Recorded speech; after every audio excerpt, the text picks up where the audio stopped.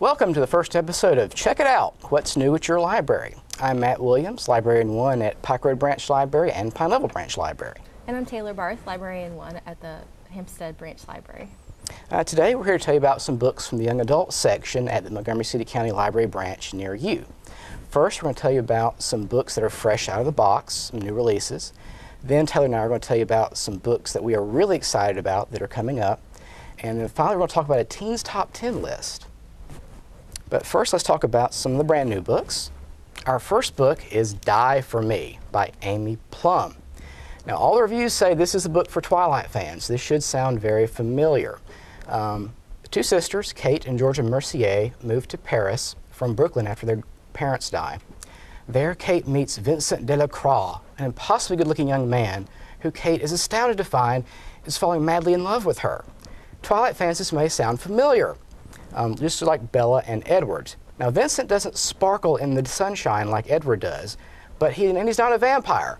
What he is a zombie.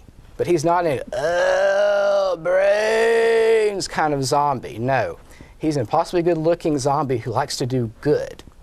Now, the thing they don't know about at this point is there's also bad zombies, and one in particular is named Lucien, and he turns out to be dating Kate's older sister, Georgia. Now, the bad thing about having good-looking zombies is you never know which one's evil and which one's good until you're deeply in a committed relationship, and it's way too late to do anything about it. So this is Die for Me by Amy Plum. Twilight fans, come check it out. Our next book is What Happened to Goodbye by Sarah Dessen. She's pretty popular with the teenage girls. She writes a lot of romance. This girl, McLean, has been moving around from town to town with her dad, who works in a restaurant, for the past 2 years. And she has no relationship with her mom and her mom's new family, and she just kind of takes the opportunity to be somebody different every time she goes to a new school. So one time she's a cheerleader, next time she's into drama. She never gives her real name. She uses her variations of her middle name. And then she goes to this last place and she meets this guy Dave, and she kind of lets her real name slip, and she starts trying to figure out who the real McLean is, and she doesn't even know anymore, but she thinks maybe with Dave's help that she could figure it out. I think she's written several other books that are very popular, including Along for the Ride, and I can't remember the name of the other book right now. But yes, Sarah Dessen is very popular at our branches as well. Our next book is The False Princess by Ailish O'Neill. This book is about a princess named Nalia. She's a princess of a kingdom called Thorvald Door. Now, everything is great because, she's a princess, and she's about to turn her sweet 16. Well, when she turns sweet 16, everything goes horribly wrong. She discovers her name is not, in fact, Nalia. It is Cinda. Not only is she not actually Nalia, but Cinda, she's not even the princess. She is a decoy that was put in place to protect Princess Nalia until she came of age 16. So, of course, Cinda gets kicked out of the castle and tries to make a life on her own. But she's not really done with the castle yet, because it turns out she's the heir to some magical powers, and there's a witch inside the castle using those powers on the real Princess Nalia. So Cinda has to get to the bottom of what that is all about. This is The False Princess by Ailish O'Neill. In addition to having it in print, we also have it available as a downloadable ebook through our Overdrive service online, and it's now also available for Kindle e-readers as well. The next book we have is Diversion by Veronica Roth, and this is another one of those dystopian novels that's very popular right now. This is about a girl named Beatrice, and again, at age 16, it's like the magic age. She has to choose which of 5 factions she wants to live in, and her choice requires her to choose between being with her family or being who she really is. And the decision that she makes surprises everybody. When she makes her decision, she renames herself Triss, and she is forced into an initiation situation into her chosen faction. She's challenged with extreme tests of endurance and psychological simulations, and she spends time struggling to find out who her true friends are, figure out a relationship with a boy, because there's always a boy, right? And she discovers that she might be able to save the lives of the people that she loves, or her decisions might destroy her. Cool. So I think it's another one of those dystopian novels that people like, the Hunger Games and matched would really enjoy. Yeah, and this was actually recommended by one of the teens from my book club to get for the system, so I'm glad to see we got it. Now we're going to tell you about a couple of trilogies that Taylor and I are both excited about. Taylor, tell us about the Wolves of Mercy Falls. This is one of my favorite trilogies. It's Shiver, Linger, and the last book is Forever. This book is about people who are sometimes wolves and sometimes people, but it's not your typical werewolf story. It's more about love and family and really close friendships. The main character, Grace, has a very unusual attachment to this wolf with yellow eyes, and Sam, the boy, is sometimes the wolf and sometimes he's a young guy that works at a bookstore. But it really doesn't matter to Grace who Sam is. She just knows that they are supposed to be together. There are many obstacles and a lot of secrets to keep them apart, but they have to figure out a way, if it's even possible, to be together. Shiver and Linger are both available now, and Forever is coming soon. All right. Well, the trilogy I'm very excited about. Likewise, book 1 and 2 are out. Book 3 will be out very shortly, probably by the time this airs. This is called the Maze Runner Trilogy, and book 2 is The Scorch Trials, both by James Dashner. Now, this trilogy, I don't know if you've read it or not, but it is extremely exciting. It is one of those books where you want to cover up the next page with your hands so you don't accidentally spoil yourself on what's coming up even on the next page. Forget what's at the end of the book, and you shouldn't be reading the end of the book first anyway. But don't even look at the next page first because you get spoiled. These books are about a boy named Thomas, and he is deposited in this habitat called the Glade. The Glade is in the middle of a maze. Outside in the maze are these grotesque monsters called grievers, and they just like to kill the boys who live in the Glade. So of course the boys stay inside the Glade. And at night the maze walls close, and so the grievers can't get to them. And so everything's fine until one day when one single girl named Teresa is put into the maze with a message that it's all about to come to an end. And sure enough, a few nights later, the maze walls don't close and the grievers start coming in. And so the boys have a choice of either staying in the Glade and getting picked off one by one, or they can try to find their way out of the maze. But the big question is, even if they find the way out of the maze, is life outside it going to be any better at all? This is a thrilling trilogy. It was also recommended by one of my teen book club members at the Pike Road Branch Library, and I'm very glad that he did recommend it. The book, The Death Cure, is the final book in the trilogy, and we are very excited. We'll be reading that for the book club as well. Now that we've talked about those, I want to say I'm a little disappointed that the Scorch Trials did not make it onto the Young Adult Library Service Association's Teens Top 10 nominee list this year. But there are lots of good books on the list that we have in the library. But first, Taylor, tell us a little bit about the Teens Top 10 list and how that comes about. The Teens Top 10 list is my go-to list for choosing books to read over the summer months. It's a list that is entirely selected by teenagers, and they put it out every year in April during National Library Week. Over the summer, the kids have the opportunity to vote for their favorite 3, and then during Teen Read Week in October, they will announce the top 10 for all of the books that were nominated. Okay, and you've read several. Tell us about a couple of them. Crescendo is the second book in a series by Becca Fitzpatrick. The first book was Hush Hush.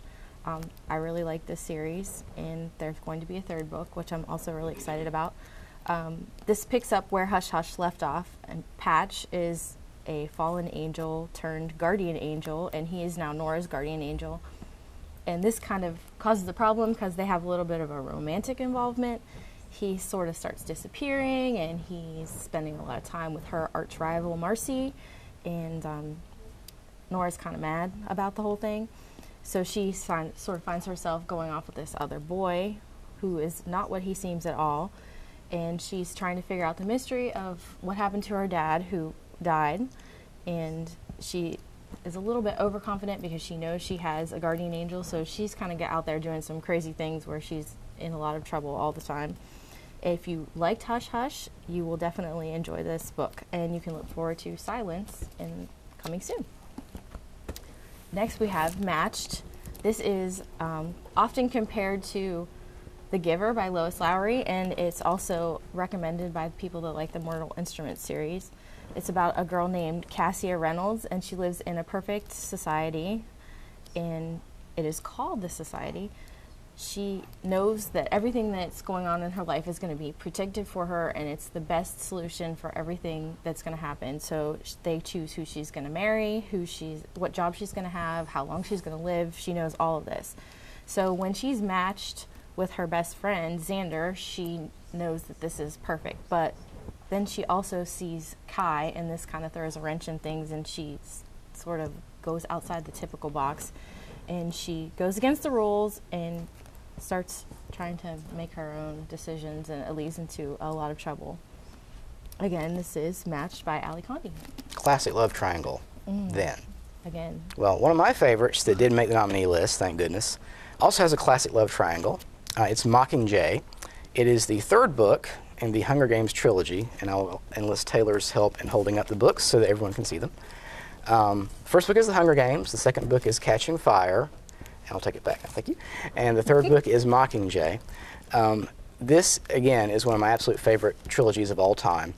It's another one where you want to cover up the next page because you don't want to get spoiled on what's coming up even that soon. It takes place in a future North America called Pan Am. At some point in the past, before the book starts, there were 13 districts and the capital that ruled over all of them. Well, District 13 rebelled at some point, and the capital crushed them with a nuclear assault, and District 13 was wiped out. But in order to punish the remaining districts, every year, one boy and one girl from each district must fight to the death in a tournament called the Hunger Games, which is televised on live on their networks there in Pan Am. Our hero is Katniss Everdeen. She takes the place of her little sister Prim in the first book and goes and fights in the Hunger Games for her. The big question is, does the young man in the book, Peeta Mellark, who's the boy from her district, District 12, he claims to be in love with her. And is he in love with her? And if he is in love with her, can she kill him if she has to survive the games and get home to her sister and her mom? Well, obviously there's more books in the series, so something happens that's unexpected. I'm not going to tell you that because you need to read it yourself. Trust me, you should. But Mockingjay is the third book. It is phenomenal by itself, but you must read them in order. The library has plenty of copies of all three, so come get them as soon as my book clubs are done with them. But don't come before that because you can't get it until my book club is done because they get to come first. But read all three, read them in order, and adults, this is not just for teens too. We've recommended this series to tons of adult readers at our branches, and they all come back wanting book 2 and book 3 as soon as they're done with book 1. So don't be ashamed to read these in public. You're in good company. Matt, I think you're going to have a huge list of people for your book club. I hope so. That would be fantastic. And you've read a couple more, so tell us about those. This one is called Before I Fall by Lauren Oliver, and it is about a girl who has the life. She's popular, she's a senior, she has a really good group of friends that she spends most of her time with, and she thinks everything's going great. She goes to this party in February. Well, it should have been one of the best nights of her life, but it's not. She wakes up the next morning to discover she's reliving this day over and over and over again. She gets 7 chances to redo her life, to kind of correct some mistakes that she didn't even realize she was making, and she learns a lot about herself in this time. And this book is also available as an Overdrive audiobook. And lastly, I have for you Clockwork Angel. I really enjoyed this book. I like the steampunk, which is the automaton and the mechanical elements placed back in history. It's a prequel to the Mortal Instruments series, which is also very popular, always checked out. It's about a young lady named Tessa Gray, and she's coming from New York to Victorian London to find her brother. She's kidnapped by some ladies called the Dark Sisters, who are really creepy and weird, and they are secret members of the Pandemonium Club. During her captivity, she learns that she is actually a downworlder, and she has the ability to turn into anyone that she can touch their items. And she's finally rescued by the shadow hunters, and they kind of come in at the last minute and save her. And then she has to earn their trust and find her brother and learn a lot about herself because she is a downworlder. And Magnus Bane also makes an appearance in this book, and he is in the other series as well. Mm-hmm. And it is a prequel. You don't have to read Mortal Instruments to enjoy this one. But you'll enjoy it more. But you'll enjoy it more if you have read it too. Series. Yeah, that's what I keep hearing from my teens as well. Mm-hmm. Our last 2 books are both near and dear to my heart because they are set in my home state of Georgia. The first is called Sisters Red. It is by a young lady named Jackson Pierce. She is a recent graduate at the University of Georgia, but Auburn, Alabama fans do not hold that against her or this book. You shouldn't dismiss it just because she's a Bulldog. She lives in Atlanta and sets most of the action there, which I thought was really exciting because so many books are set in New York or Los Angeles or Miami or other locations. So you have one here set right here in the South. This book takes the Red Riding Hood myth and brings it to the modern day. There's two sisters, Scarlet and Rosie March, whose grandmother was killed by a big bad werewolf, and this sets them on a path to killing werewolves and hunting them down as best they can. Turns out werewolves are drawn to red cloaks or Red Riding Hoods. And so the girls move from the small town of Ellison, Georgia to the big city of Atlanta to where these werewolves are massing for some kind of big attack on humanity. Fans of Buffy the Vampire Slayer, the TV series, and Supernatural, the TV series, I think you're going to really enjoy this because it's sort of that same idea of secret heroes fighting supernatural creatures in different sized cities. I'll also let you know that we have this available as just in print for this one. But the next book we have available as an ebook for both e-readers and our Kindle e-readers as well on our Overdrive downloadable media site. This one is called Hex Hall. The author is Rachel Hawkins. Now, one little fun fact about this book is that Miss Hawkins lives in Birmingham. So hopefully we could have her down here for an event sometime to talk about the books. Yes. This book and the second book in the series are both nominees on the top 10 list this year for the Y'Alsa Teens Top 10. It's about a girl named Sophie. She is a 16-year-old witch. She does a love spell, which goes horribly, horribly, horribly wrong. I'm almost scared to read the book to find out exactly what she did. But as a result, she's sent off to a boarding school. Now, of course, we all know that high school is not necessarily the most fun experience for everyone in the world. Well, this high school is even worse because you get to deal not only with everything that's not fun about high school, but it turns out that your roommate's a vampire. Your teacher is an immortal poet who's really strict about, your analysis of his poems. There's werewolves, there's monsters, there's all sorts of creepy things. And so Kate is sent off there to go to school to Hex Hall, or as they like to call it, Freak High. So those of you who aren't enjoying high school right now, you need some comfort, this is the book for you. Come check it out. It's Hex Hall. After me, because I'm going to check it out. Okay, after Taylor. Don't come check it out right now. You can go to our other branches and get a copy. That's okay. We've got plenty. But come check all of these out. As I said, this one is available as an ebook and also available now for the Kindle through our Overdrive downloadable media service. And we want to keep stressing that. Check out our Overdrive downloadable media service. You'll find ebooks, audiobooks, videos, and music that you can download and play at home, and it is fantastic service. And don't be intimidated. If you're not sure how to do it, just come in and ask us, and we'll be happy to help. And that's pretty much what we have for you today. Just want to again thank you for your time. Let you know that again, most of the best science fiction and fantasy right now is being published for the teen market. So even if you're a grown-up and you're embarrassed to go into the section, just have us put a book on hold for you. We'll pull it ourselves, and you can just come check it out at the desk, and we'll even see you browsing in that section. But all you have to do to enjoy these books is enjoy compelling characters and engaging plots. And you can always say that you're reading it first before you allow your child to read it. Very true. I get that a lot. Very true. But again, thanks for joining us, and I hope you enjoyed this episode of Check It Out, What's New at Your Library.